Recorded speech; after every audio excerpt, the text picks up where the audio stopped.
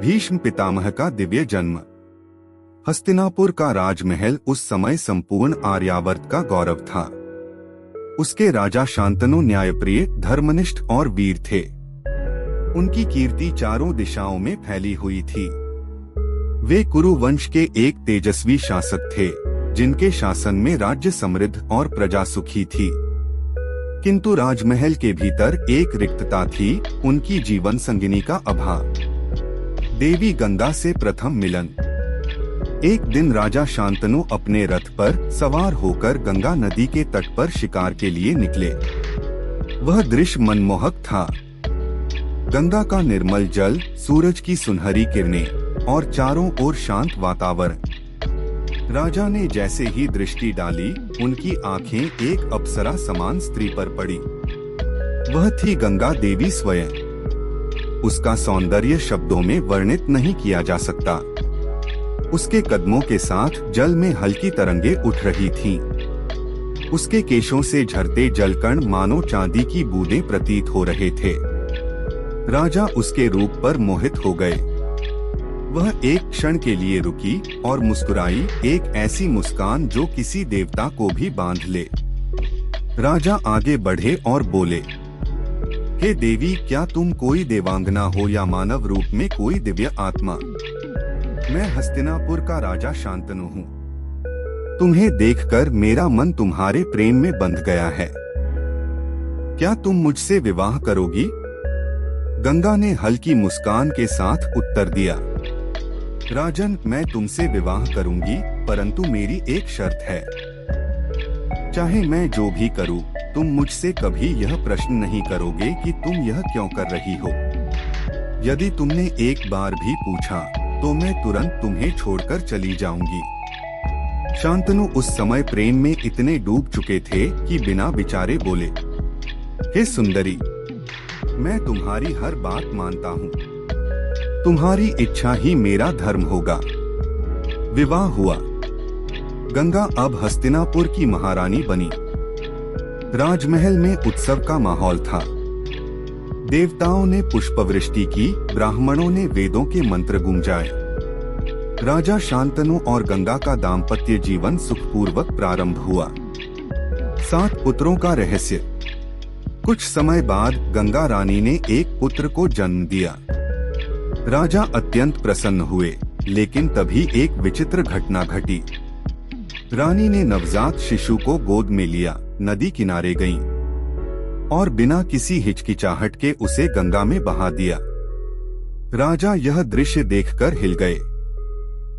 उनकी आंखों में आंसू आ गए, लेकिन उन्होंने कुछ नहीं कहा, क्योंकि उन्हें शर्त याद थी। समय बीता। गंगा ने दूसरा पुत्र जन्मा और फिर वही किया, उसे जल में प्रवाहित कर दिया। तीसरा, चौथा, 5वां, 6ठा, 7वां। हर बार वही घटना दोहराई गई। हर बार राजा का हृदय टूटा, परंतु वे मौन रहे। उनकी विवेक और प्रेम के बीच एक संघर्ष चल रहा था।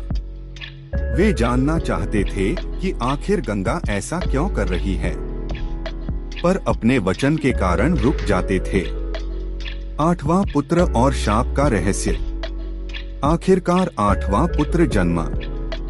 जब गंगा उसे लेकर नदी की ओर बढ़ी, तो इस बार राजा सह नहीं सके। उन्होंने दौड़कर गंगा का हाथ थाम लिया और कहा, हे गंगे, यह अन्याय है।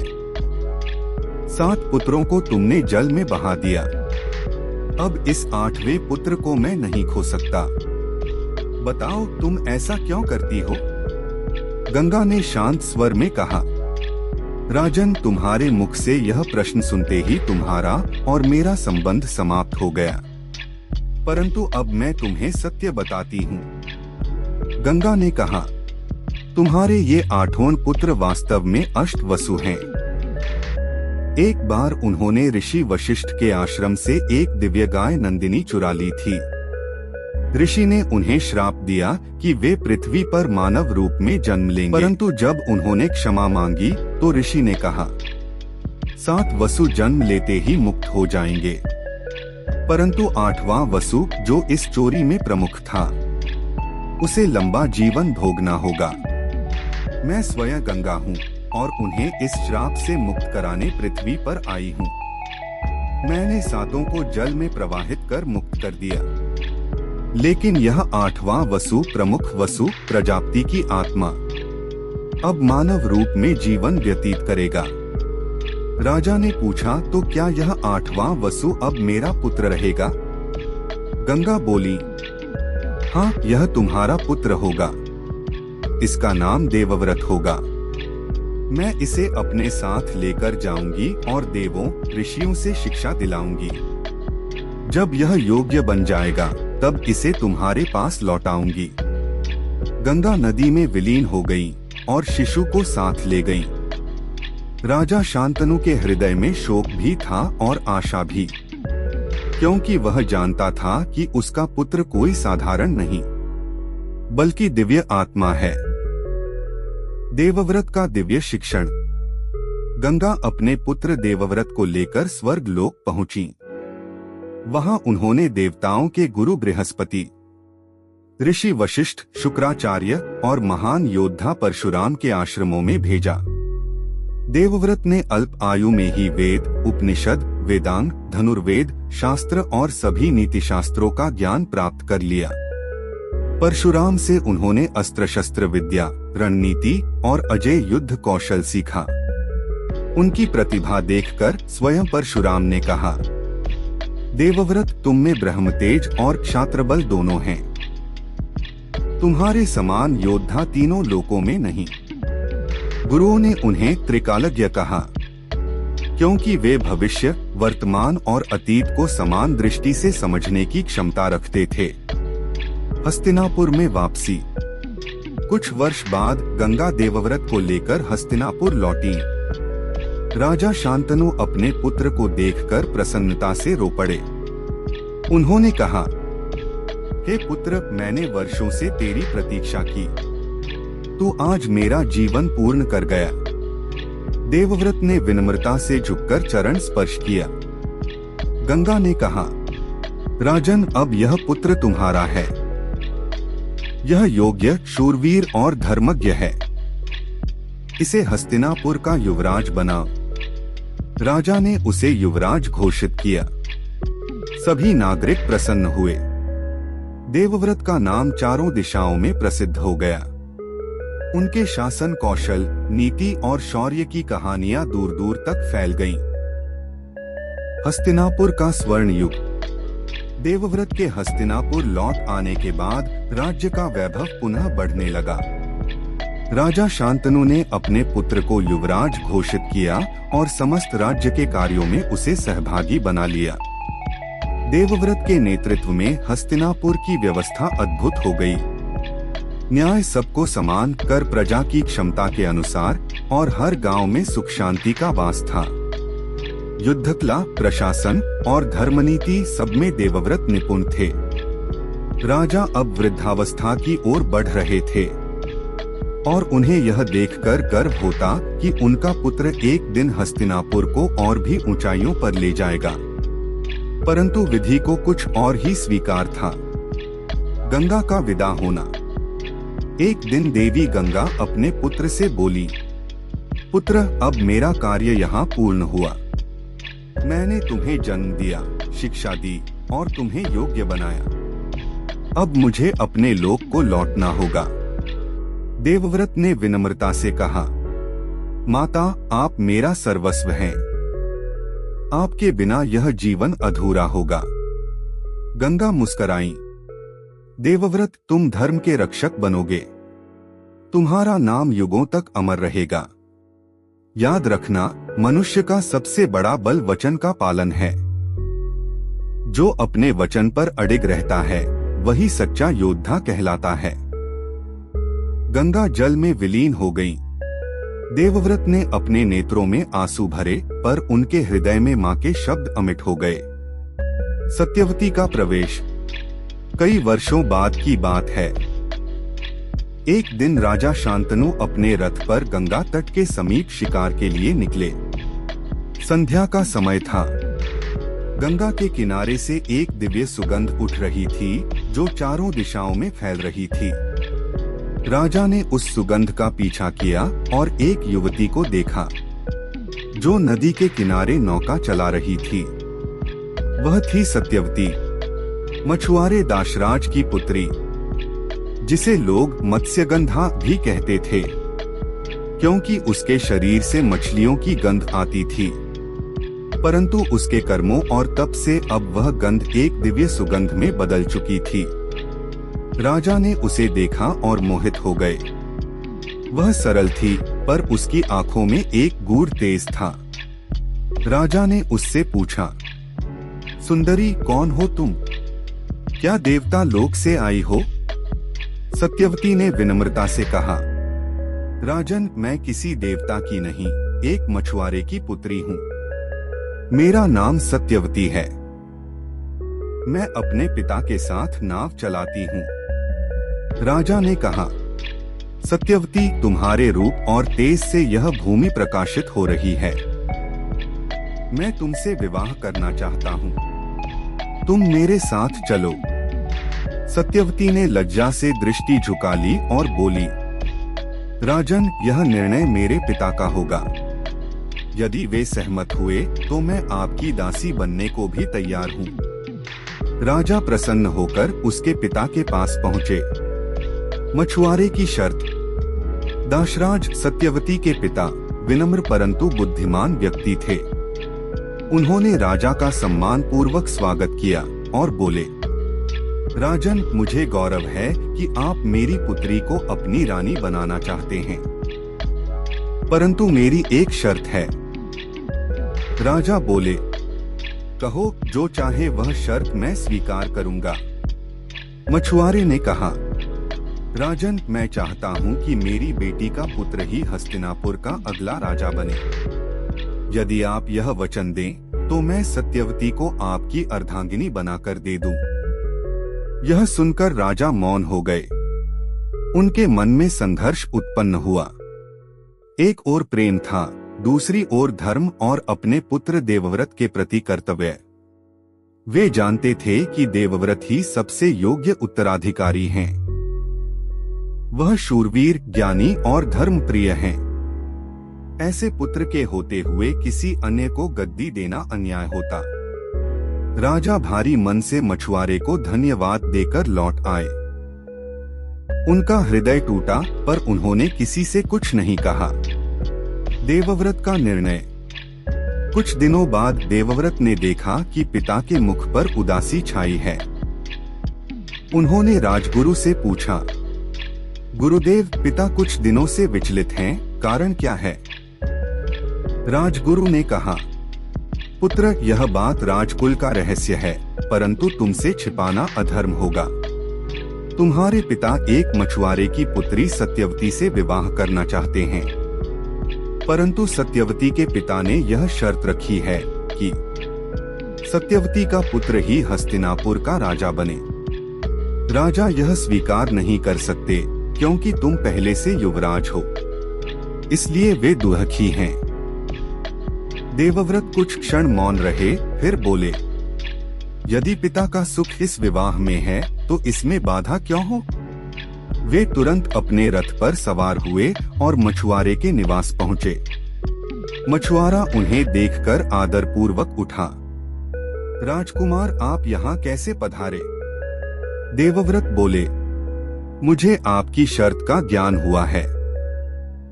मैं घोषणा करता हूँ कि मैं हस्तिनापुर की गद्दी पर कभी अधिकार नहीं करूँगा। सत्यवती के पुत्र ही इस राज्य के राजा बनेंगे। मछुआरा विस्मित रह गया, पर उसने कहा, राजकुमार, आप महान हैं, परंतु यदि आपके विवाह से पुत्र हुआ तो वे भी तो गद्दी का दावा करेंगे। देवव्रत ने तब अपने जीवन का सबसे भयानक निर्णय लिया। उन्होंने अपने शस्त्र आकाश की ओर उठाए और बोले, देवताओं, पितरों और इस धरती को साक्षी मानकर मैं प्रतिज्ञा करता हूँ, मैं आजीवन ब्रह्मचारी रहूंगा, कभी विवाह नहीं करूंगा, न संतान उत्पन्न करूंगा और अपना संपूर्ण जीवन हस्तिनापुर की सेवा में समर्पित कर दूंगा। मैं अपने पिता के सुख और धर्म की रक्षा के लिए यह व्रत लेता हूँ। आकाशवाणी और नामकरण। उनके वचन सुनते ही आकाश से देवताओं का नाद हुआ, भीष्म भीष्म भीष्म। ऐसा व्रत किसी ने नहीं लिया। जो वचन भीषण हो वही भीष्म कहलाए। वह दिन इतिहास बन गया। देवव्रत अब भीष्म कहलाए। सारे देवता पुष्पवृष्टि करने लगे। ऋषि मुनियों ने कहा, यह मनुष्य नहीं, धर्म का स्वरूप है। मछुआरा चरणों में गिर पड़ा। राजकुमार, आप तो देवता हैं। अब सत्यवती मेरी नहीं, आपकी माता है। भीष्म ने सत्यवती को सम्मान पूर्वक हस्तिनापुर ले जाकर पिता को सौंपा। राजा शांतनु का हृदय कृतज्ञता से भर गया। वे बोले, पुत्र, तुमने जो किया है वह केवल पुत्र नहीं, एक देवता कर सकता है। मैं तुम्हें वरदान देता हूँ, तुम्हारी मृत्यु तुम्हारी इच्छा से ही होगी। तुम इच्छा मृत्यु के स्वामी रहोगे। भीष्म ने विनम्रता से कहा, पिता, मुझे आपके आशीर्वाद से ही जीवन का अर्थ मिला। सत्यवती का रानी बनना। राजा शांतनु ने सत्यवती से विवाह किया। कुछ समय बाद उनके 2 पुत्र हुए, चित्रांगद और विचित्रवीर्य। राजा अब वृद्ध हो चुके थे। भीष्म ने दोनों बालकों को पुत्रवत पालन पोषण किया। वे उनके गुरु, संरक्षक और पिता समान बन गए। राजा की मृत्यु के बाद भीष्म ने हस्तिनापुर की गद्दी सत्यवती के पुत्र चित्रांगद को सौंप दी। चित्रांगद बलशाली थे, परंतु अल्पायु में एक युद्ध में वीरगति को प्राप्त हुए। तब भीष्म ने छोटे भाई विचित्रवीर्य को सिंहासन पर बैठाया। वह अभी किशोर थे, इसलिए भीष्म स्वयं राज्य के संरक्षक बने। उनकी निष्ठा, नीति और पराक्रम से हस्तिनापुर पुनः समृद्ध होने लगा। भीष्म धर्म और त्याग का प्रतीक। भीष्म ने अपने जीवन में कभी कोई व्यक्तिगत सुख नहीं चाहा। उन्होंने सदा अपने पिता के वचन, माता सत्यवती के सम्मान और हस्तिनापुर के धर्म की रक्षा की। उनका हृदय स्थिर था। न उन्हें लालच स्पर्श कर सका, न काम, न क्रोध। वे कहते थे, सत्य ही मेरा अस्त्र है, धर्म ही मेरी शक्ति है और वचन ही मेरा जीवन। उनके त्याग की कथा समस्त आर्यावर्त में प्रसिद्ध हो गई। ऋषि, ब्राह्मण, देवता सभी उन्हें पितामह कहकर संबोधित करने लगे, क्योंकि वे कुरु वंश के सभी राजाओं के संरक्षक थे। हस्तिनापुर की स्थिति। राजा शांतनु के निधन के बाद हस्तिनापुर की गद्दी पर उनके छोटे पुत्र विचित्रवीर्य बैठे। भीष्म पितामह ने अपने पिता की इच्छा के अनुसार स्वयं गद्दी नहीं ली, बल्कि राज्य संचालन की सारी जिम्मेदारी अपने ऊपर लेकर भी राजा के पीछे ही रहे।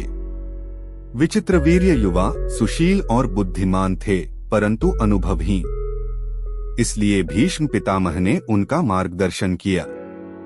राजमहल में अब सत्यवती रानी माता के रूप में थीं, और भीष्म उनके पुत्रों की रक्षा और शासन के धर्मपालक। हस्तिनापुर फिर से समृद्ध हो रहा था। प्रजा शांत, सीमाएं सुरक्षित और धर्म राज्य में प्रतिष्ठित था। लेकिन विधि को कुछ और ही मंजूर था। विचित्रवीर्य के विवाह की चिंता। जब विचित्रवीर्य युवा हुए, सत्यवती ने भीष्म से कहा, पुत्र भीष्म, अब तुम्हारे छोटे भाई का विवाह करना उचित होगा। किसी योग्य वंश की कन्या देखकर उसके लिए विवाह का प्रस्ताव भेजो। भीष्म ने कहा, माता, ऐसा ही होगा। मैं स्वयं जाऊंगा और योग्य कन्या चुनूंगा।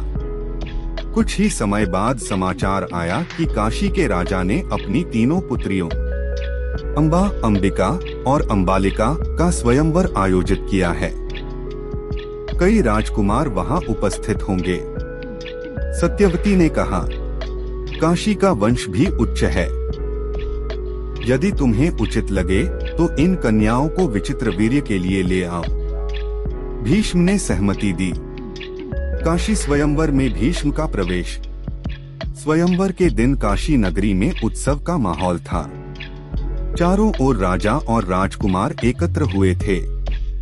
कौशल, अंग, विदर्भ, गांधार, मथुरा और मगध के राजकुमार अपने सैन्य दलों के साथ आए थे। सभा में देवियों के समान तीनों राजकन्याएं प्रवेश करती हैं, अंबा, अंबिका और अंबालिका। उसी समय सभा के द्वार पर एक दिव्य रथ आकर रुका। घोड़ों की टापों से धरती कांप उठी। रथ से उतरते ही पूरा राज दरबार मौन हो गया। वह थे भीष्म पितामह। उनकी आंखों में तेज था, भुजाएं सिंह जैसी और मुख पर शांति का तेज। सभा में उपस्थित राजाओं ने एक दूसरे की ओर देखा, क्योंकि वे जानते थे कि भीष्म केवल कोई साधारण योद्धा नहीं, बल्कि वह व्यक्ति हैं जिन्हें मृत्यु तक पर अधिकार प्राप्त है। भीष्म ने ऊंचे स्वर में कहा, राजन, मैं हस्तिनापुर के युवराज विचित्रवीर्य के लिए आपकी तीनों पुत्रियों को स्वयंवर में विजेता बनाकर ले जा रहा हूँ। जो वीर इसका विरोध करे वह मेरे रथ के सामने आए। सभा में सन्नाटा छा गया। कुछ राजकुमार आगे बढ़े, पर भीष्म ने अकेले ही सबको परास्त कर दिया। उन्होंने तीनों कन्याओं को अपने रथ में बिठाया और काशी से निकल पड़े। अंबा का रहस्य। जब वे हस्तिनापुर लौटे तो अंबा ने विनम्र स्वर में कहा, महाराज, मेरे मन में एक निवेदन है। मैं स्वयंवर में केवल एक व्यक्ति को ही पति मान चुकी हूँ, राजा शाल्व को। मैं उनसे प्रेम करती हूँ और उन्होंने भी मुझे स्वीकार किया है, इसलिए मुझे उनके पास जाने दीजिए। भीष्म यह सुनकर चुप रहे। वे धर्मज्ञ थे, इसलिए बोले, हे कन्या, यदि तुमने किसी को मन से पति स्वीकार किया है तो मैं तुम्हारे धर्म में बाधा नहीं डाल सकता। जाओ, मैं तुम्हें शाल्व के पास भेज देता हूँ। उन्होंने अंबा को सम्मान पूर्वक विदा किया। अंबिका और अंबालिका को उन्होंने विचित्रवीर्य से विवाह करा दिया। शाल्व का अपमान। अंबा जब शाल्व के पास पहुंची तो शाल्व ने उसे देखकर पहले प्रसन्नता दिखाई, पर फिर कहा, अंबा, तुम मेरे पास कैसे आई? क्या भीष्म तुम्हें युद्ध में जीत कर नहीं लाए थे? जो स्त्री किसी अन्य के रथ में बैठ चुकी हो, मैं उसे अपनी पत्नी नहीं बना सकता। अंबा ने विनती की, राजा, मैंने तुम्हें ही अपने पति के रूप में चुना था। भीष्म ने केवल धर्म के लिए मुझे छोड़ा है। कृपया मुझे अस्वीकार न करो। परंतु शाल्व ने क्रोधित होकर कहा, अब तुम किसी की भी हो सकती हो, पर मेरी नहीं। जाओ उस भीष्म के पास जिसने तुम्हें अपहरण किया था। अंबा का हृदय चूर चूर हो गया। वह अपमानित होकर वापस हस्तिनापुर पहुंची। अंबा का प्रतिशोध। अंबा राजसभा में पहुंची और भीष्म से बोली, हे भीष्म, तुमने मुझे युद्ध में जीता और अब सब त्याग दिया। मेरे जीवन का क्या होगा? भीष्म बोले, कन्ये, मैंने तुम्हें धर्म सम्मत छोड़ दिया। मैंने कोई अधर्म नहीं किया। मैं ब्रह्मचारी हूँ, इसलिए तुम्हें पत्नी नहीं बना सकता। तुम जहाँ चाहो जा सकती हो।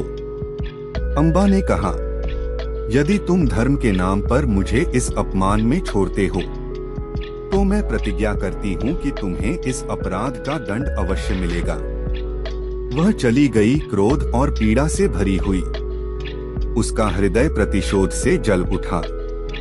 परशुराम से सहायता। अंबा ने कई वर्षों तक तप किया और महान योद्धा परशुराम को प्रसन्न किया, जो स्वयं भीष्म के गुरु थे। परशुराम प्रकट हुए और बोले, पुत्री, क्या वर चाहती हो? अंबा ने कहा, भगवान, मेरे अपमान का कारण भीष्म हैं। कृपया आप उन्हें युद्ध के लिए बाध्य करें। परशुराम ने पहले समझाने का प्रयास किया। भीष्म मेरा शिष्य है। वह धर्मनिष्ठ है। वह किसी स्त्री के साथ अन्याय नहीं कर सकता। परंतु अंबा के आंसुओं ने उन्हें पिघला दिया। उन्होंने कहा, यदि वह तुम्हें न्याय नहीं देता तो मैं स्वयं उससे युद्ध करूंगा। भीष्म परशुराम युद्ध। जब परशुराम हस्तिनापुर पहुंचे, भीष्म ने उनका आदरपूर्वक स्वागत किया। उन्होंने कहा, गुरुदेव, आपका आना मेरे लिए आशीर्वाद समान है। परशुराम ने कहा, भीष्म, तुम्हारे कर्म के कारण एक कन्या दुखी है। मैं चाहता हूं कि तुम उससे विवाह करो। भीष्म ने शांत स्वर में उत्तर दिया, गुरुदेव, मैं आपको प्रणाम करता हूं, परंतु मैं ब्रह्मचर्य व्रत से बंधा हूं। मैं अपने वचन से पीछे नहीं हट सकता। आप ही ने तो सिखाया था कि वचन सबसे बड़ा धर्म है। परशुराम ने कहा, यदि तुम अपने वचन को धर्म कहते हो, तो जानो मैं उस धर्म को अधर्म मानता हूँ जो किसी निर्दोष को पीड़ा दे। भीष्म बोले, यदि यही आपकी आज्ञा है तो मैं युद्ध करूंगा। दोनों महान योद्धा, एक गुरु दूसरा शिष्य, रणभूमि में आमने सामने हुए। गंगा तट पर युद्ध भूमि तैयार की गई। देवता, ऋषि और स्वयं भगवान शंकर यह दृश्य देखने आए। भीष्म ने धनुष उठाया, परशुराम ने अपनी दिव्य फरसा चमकाई। घंटों तक दोनों में घोर युद्ध चला। पृथ्वी कांप उठी, आकाश गूंज उठा। अग्नि, वायु और जल के देवता भी भयभीत हो गए। 23 दिन तक यह युद्ध चलता रहा। कभी परशुराम आगे बढ़ते, कभी भीष्म। अंत में भीष्म ने अपने गुरु का सम्मान रखते हुए अपने प्रस्वपर्णास्त्र का प्रयोग करने का निश्चय किया। एक ऐसा दिव्य अस्त्र जो किसी को मार नहीं सकता, पर उसकी शक्ति का अंत कर सकता है। देवताओं ने आकाशवाणी की, भीष्म और परशुराम दोनों धर्म के प्रतीक हैं। दोनों में कोई विजेता नहीं। परशुराम ने प्रसन्न होकर कहा, पुत्र, तुमने धर्म की रक्षा की है। मैं तुम्हें आशीर्वाद देता हूँ। जब तक यह पृथ्वी रहेगी, तुम्हारा नाम अमर रहेगा। अंबा इस परिणाम से और भी क्रोधित हो गई। उसने सोचा, जब कोई पुरुष मेरी सहायता नहीं कर सकता, तो मैं स्वयं अपने प्रतिशोध का साधन बनूंगी। अंबा का आत्मदाह और पुनर्जन्म। अंबा ने कठोर तप किया। वह वर्षों तक हिमालय की गुफाओं में रही। न खाया न सोया, बस एक ही नाम जपा, शिव। अंततः भगवान शंकर उसके सामने प्रकट हुए और बोले, वत्से, वर मांग। अंबा ने कहा, प्रभु, मैं अगले जन्म में उस भीष्म के विनाश का कारण बनना चाहती हूँ। भगवान शंकर बोले, तथास्तु। अगले जन्म में तुम एक स्त्री होकर भीष्म की मृत्यु का साधन बनोगी। अंबा ने उसी क्षण अग्नि में प्रवेश कर आत्मदाह कर लिया और अगले जन्म में वह द्रुपद की पुत्री शिखंडी के रूप में जन्मी, जो बाद में कुरुक्षेत्र में भीष्म की मृत्यु का कारण बनी। विचित्रवीर्य का निधन। इस बीच हस्तिनापुर में विचित्रवीर्य का स्वास्थ्य गिरने लगा। वह युवा अवस्था में ही अस्वस्थ हो गए और अल्पायु में मृत्यु को प्राप्त हुए। उनके कोई संतान नहीं थी। हस्तिनापुर फिर उत्तराधिकारीहीन हो गया। सत्यवती दुख से व्याकुल हो गई। उन्होंने भीष्म से कहा, पुत्र, अब क्या होगा? वंश समाप्त हो जाएगा। तुम विवाह कर लो और वंश बढ़ाओ।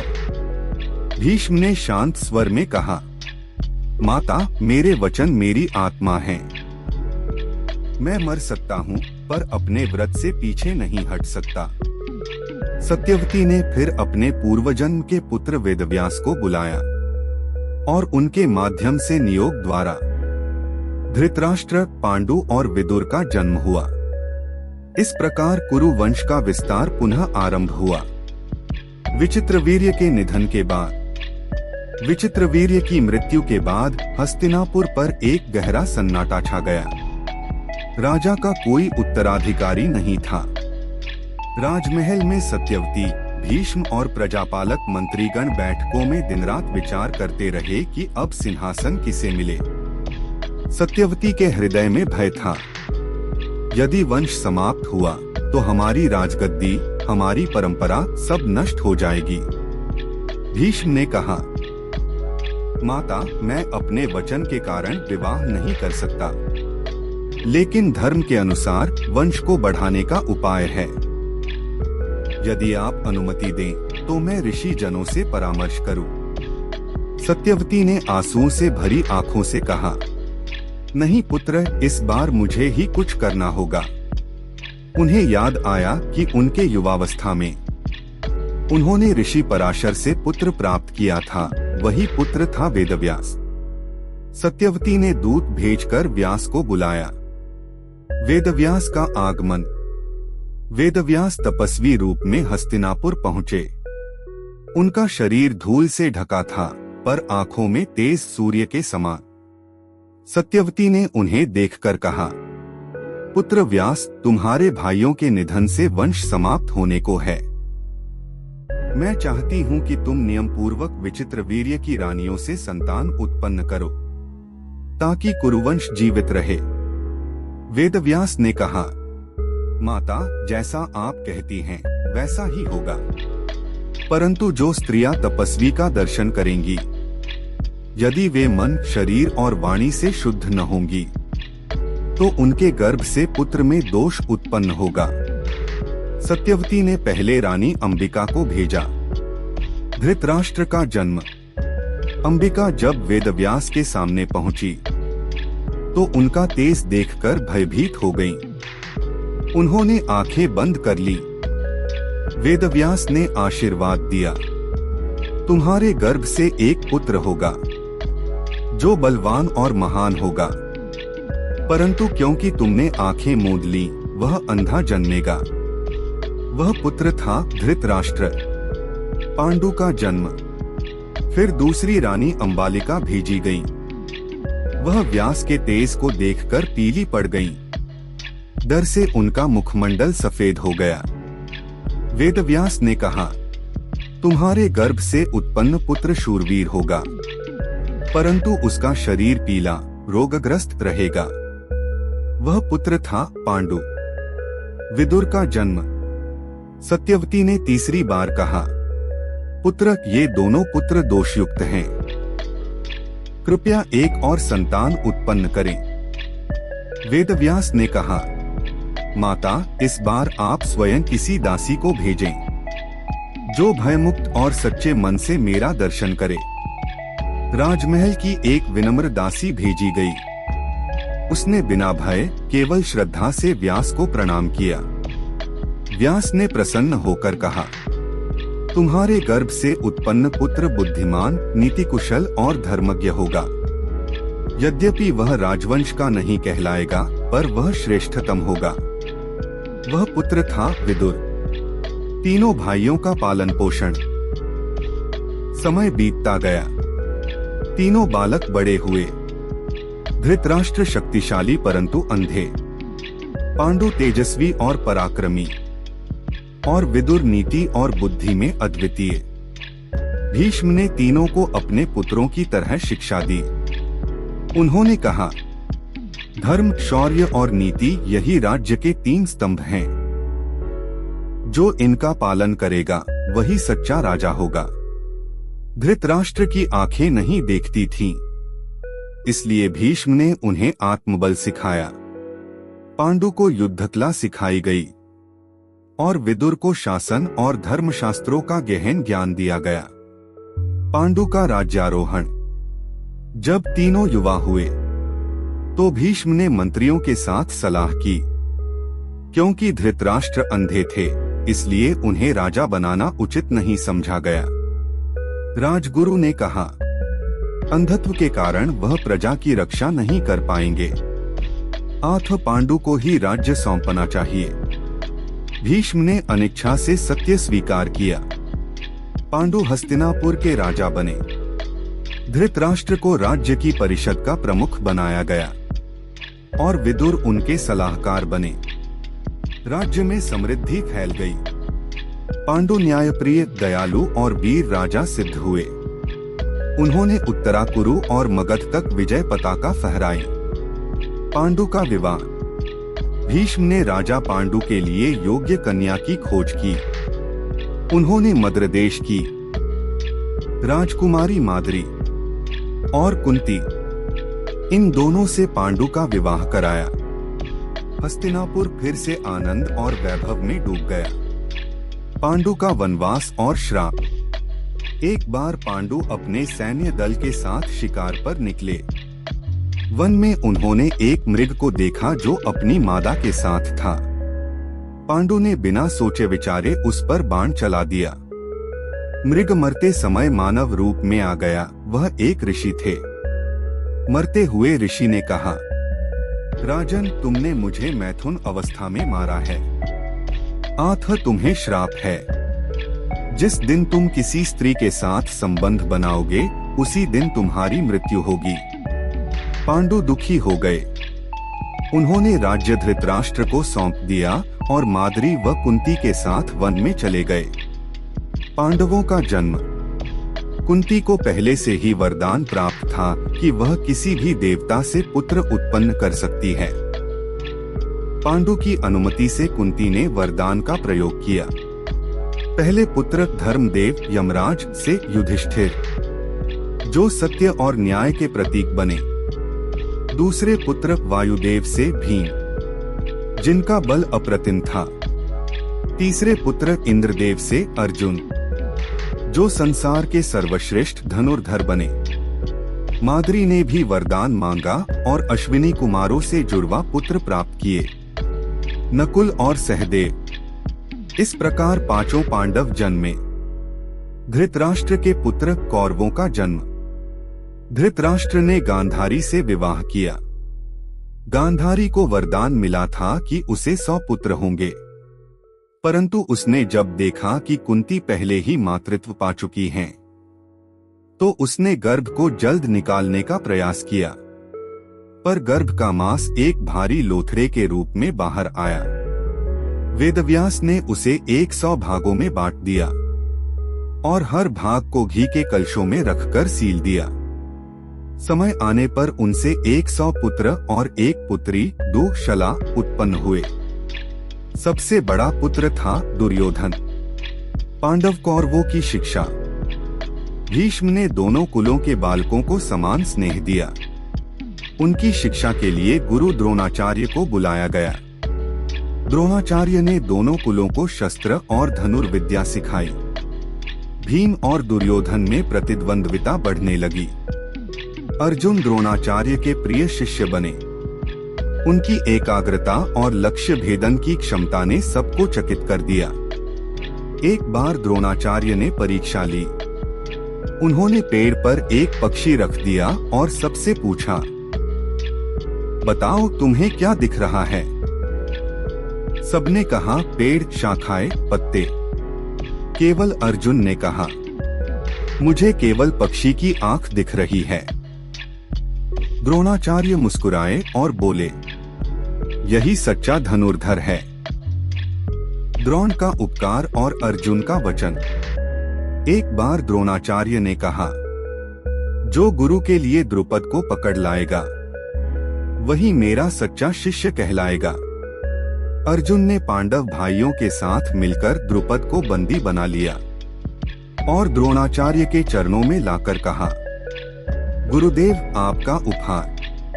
द्रोणाचार्य ने द्रुपद को आधा राज्य लौटा दिया। द्रुपद अपमान से जल उठा और प्रतिज्ञा की, मैं एक ऐसा पुत्र उत्पन्न करूंगा जो द्रोण को मारेगा। वह पुत्र बाद में धृष्टद्युम्न कहलाया। लाक्षागृह की साजिश। धीरे धीरे पांडवों की लोकप्रियता बढ़ने लगी।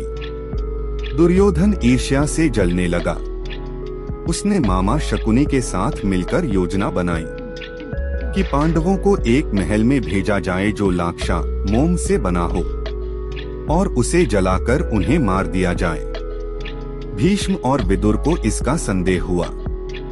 विदुर ने गुप्त रूप से पांडवों को चेतावनी दी। पांडव रात में महल से निकल गए और एक गुप्त सुरंग से बच निकले। महल जलकर राख हो गया। सभी को लगा कि पांडव मर गए। द्रौपदी का स्वयंवर। कुछ समय बाद पांचों पांडव ब्राह्मण वेश में घूमते हुए पांचाल देश पहुंचे। वहां द्रुपद की पुत्री द्रौपदी का स्वयंवर हो रहा था। शर्त थी धनुष को चढ़ाकर घूमते हुए चक्र के छेद से मछली की आंख भेदनी होगी। कई राजकुमार असफल रहे। अर्जुन ने ब्राह्मण वेश में ही आगे बढ़कर धनुष उठाया और एक ही बाण में लक्ष्य भेद दिया। सभा स्तब्ध रह गई। द्रौपदी ने अर्जुन को वरमाला पहनाई। जब पांडव घर लौटे तो कुंती ने बिना देखे कहा, जो भी लाए हो सब में बांट लो। इस वचन के कारण द्रौपदी पांचों पांडवों की पत्नी बनी।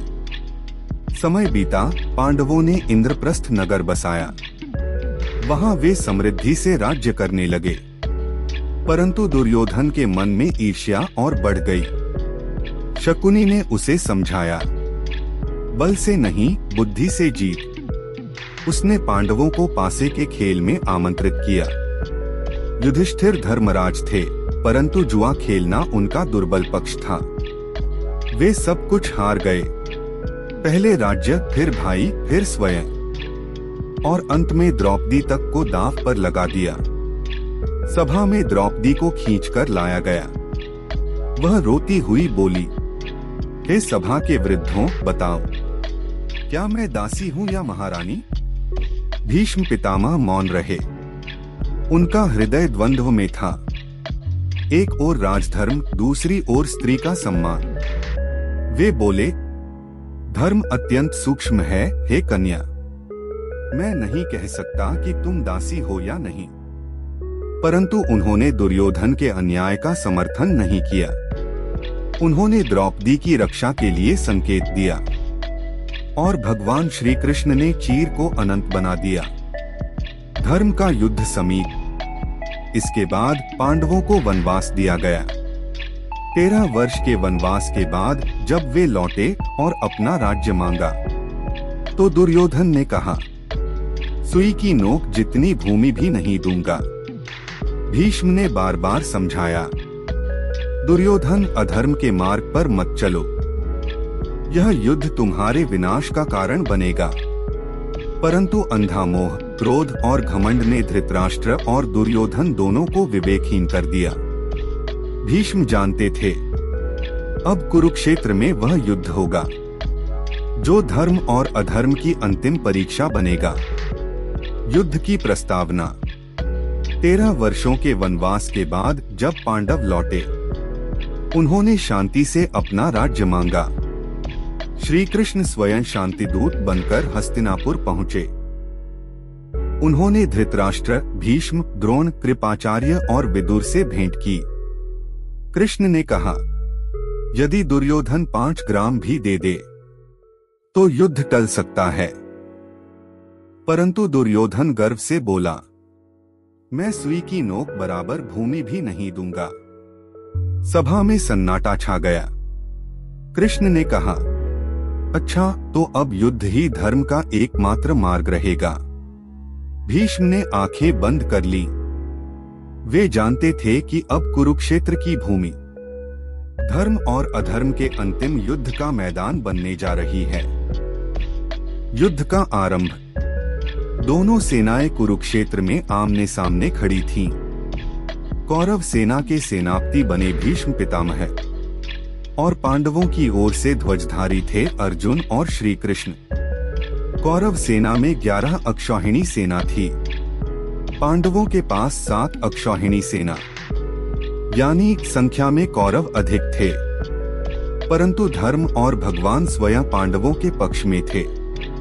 युद्ध के आरंभ में अर्जुन ने श्री कृष्ण से कहा, हे माधव, मेरा हृदय विचलित हो रहा है। ये मेरे गुरु, ये मेरे पितामह, मैं इन्हें कैसे मारूं? तब भगवान श्री कृष्ण ने गीता का उपदेश दिया, हे अर्जुन, उठो। धर्म के लिए युद्ध करना तुम्हारा कर्तव्य है। शरीर नश्वर है, आत्मा अमर है। जो धर्म के लिए लड़े वह कभी नहीं मरता। अर्जुन ने शंख बजाया और युद्ध का आरंभ हुआ। भीष्म पितामह का प्रचंड पराक्रम। भीष्म पितामह ने पहले ही दिन आकाश को बाणों से ढक दिया। उनकी गति ऐसी थी कि सूर्य की किरणें भी उनके बाणों से छिप गईं। जहां भीष्म का रथ जाता वहां मृत्यु का सागर उमड़ पड़ता। उनके एक ही प्रहार से सैकड़ों योद्धा गिर पड़ते। दूसरे दिन उन्होंने पांडवों की कई सेनाएं नष्ट कर दी। अर्जुन उनके सामने कुछ देर तक खड़े रहे, परंतु श्री कृष्ण ने कहा, पार्थ, तुम अपने पितामह से स्नेह कर रहे हो, पर यह युद्ध धर्म का है, स्नेह का नहीं। अर्जुन ने उत्तर दिया, मुझे उनकी प्रतिज्ञा का आदर है। जब तक वे स्वयं न चाहें, कोई उन्हें मार नहीं सकता। कई दिन तक युद्ध चलता रहा और हर बार भीष्म का पराक्रम बढ़ता गया। दुर्योधन की शिकायत। 10वें दिन की सुबह दुर्योधन भीष्म के पास पहुंचा और बोला, पितामह, आप पांडवों पर पूरा बल नहीं लगा रहे। यदि आप चाहें तो आज ही उन्हें नष्ट कर दें। भीष्म ने गहरी सांस लेकर कहा, दुर्योधन सुनो, पांडव अधर्मी नहीं हैं। मैं तुम्हारे लिए लड़ रहा हूं क्योंकि तुम राजा हो, परंतु मेरा हृदय धर्म के साथ है। दुर्योधन ने कहा, तो क्या आप अधर्म का साथ देंगे? भीष्म बोले, नहीं पुत्र, मैं अपने वचन का पालन कर रहा हूं। मैं जब तक जीवित रहूंगा तुम्हारी सेना का नेतृत्व करूंगा, परंतु विजय का अधिकार धर्म को ही होगा। भीष्म का अजय कवच। भीष्म को वरदान था कि वे स्वेच्छा से मृत्यु का समय चुन सकते हैं। जब तक वे चाहें, कोई उन्हें मार नहीं सकता। वे तब तक जीवित रहेंगे जब तक वे स्वयं न चाहें। युद्ध में उनके चारों ओर ऐसा प्रकाश फैलता था कि किसी योद्धा को उनके पास जाना असंभव लगता। कृष्ण ने अर्जुन से कहा, भीष्म को तब तक हराया नहीं जा सकता जब तक वे स्वयं इच्छा शक्ति न छोड़े। अर्जुन बोला, तो क्या कोई उपाय नहीं? कृष्ण मुस्कुराए, एक उपाय है। वह व्यक्ति जो स्त्री के रूप में जन्मा था और अब पुरुष है, शिखंडी। अर्जुन चकित हुए, वही अंबा का पुनर्जन्म? कृष्ण बोले, हाँ। भीष्म अंबा के प्रति अपराध बोध रखते हैं। वे किसी स्त्री या स्त्री जन्मे व्यक्ति पर अस्त्र नहीं उठाएंगे। यही उनका दुर्बल बिंदु है। भीष्म का शरशया पर पतन। 11वें दिन अर्जुन और शिखंडी ने रथ आगे बढ़ाया। शिखंडी आगे खड़े थे, अर्जुन उनके पीछे। भीष्म ने शिखंडी को देखकर कहा, यह स्त्री जन्मा है, मैं इस पर बाण नहीं चलाऊंगा। और यही वह क्षण था जब अर्जुन ने अपने गांडीव से वर्षा की तरह बाण चलाए। सैकड़ों बाणों ने भीष्म के शरीर को भेद दिया। उनका रथ टूट गया, ध्वज गिर पड़ा और वे धीरे धीरे भूमि पर आ गिरे, परंतु धरती को नहीं छुआ, क्योंकि उनके शरीर को इतने बाणों ने भेद दिया था कि वे शरशया, बाणों की शया पर तैरते रहे। संपूर्ण युद्ध भूमि थम गई। दोनों सेनाएं मौन हो गईं। देवताओं ने पुष्पवृष्टि की। कृष्ण और अर्जुन उनके समीप पहुंचे। कृष्ण ने कहा, पितामह, क्या आप पीड़ा में हैं? भीष्म ने मुस्कुराते हुए कहा, केशव, यह शरीर तो पीड़ा में है, परंतु आत्मा शांत है।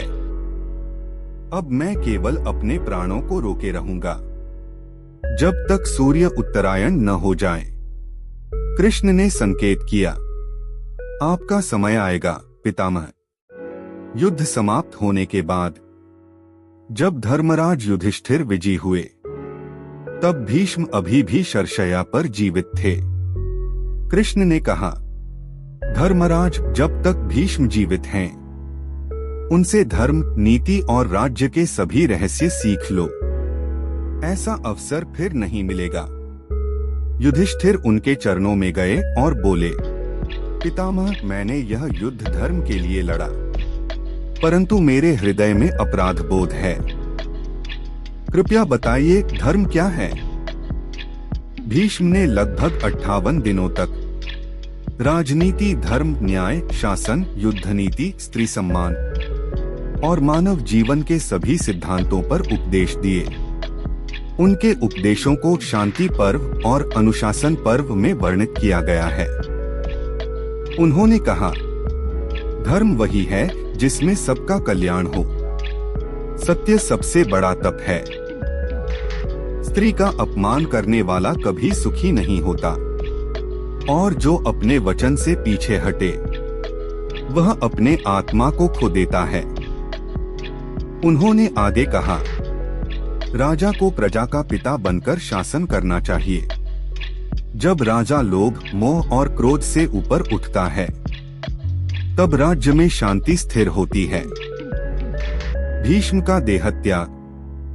जब सूर्य उत्तरायण की ओर बढ़ा, भीष्म ने आंखें खोली। उन्होंने देखा श्री कृष्ण, पांडव और समस्त ऋषिगण उनके सामने हैं। उन्होंने मुस्कुराते हुए कहा, अब मेरा समय आ गया है। मैंने जीवन भर धर्म की रक्षा की, वचन का पालन किया और अंत में वही पाया जो मनुष्य को सबसे कठिन लगता है, आत्मशांति। उन्होंने श्री कृष्ण से कहा कि माधव, मुझे मोक्ष प्रदान करें। कृष्ण ने वरदान दिया, पितामह, आप जन्म मरण से मुक्त होकर ब्रह्मलोक को प्राप्त होंगे। भीष्म ने आखिरी बार सूर्य को नमन किया और शांत होकर अपनी देह त्याग दी। उनके चेहरे पर अपूर्व तेज था, मानो वे अभी भी जाग रहे हों। भीष्म के उपदेशों की अमरता। भीष्म पितामह का जीवन, वचन, त्याग और धर्मनिष्ठा का प्रतीक है। उन्होंने न राज्य चाहा, न वैभव, न प्रेम, केवल कर्तव्य को अपना जीवन बना लिया। उनकी एक पंक्ति आज भी अमर है, धर्म ही मनुष्य का श्रेष्ठ आभूषण है।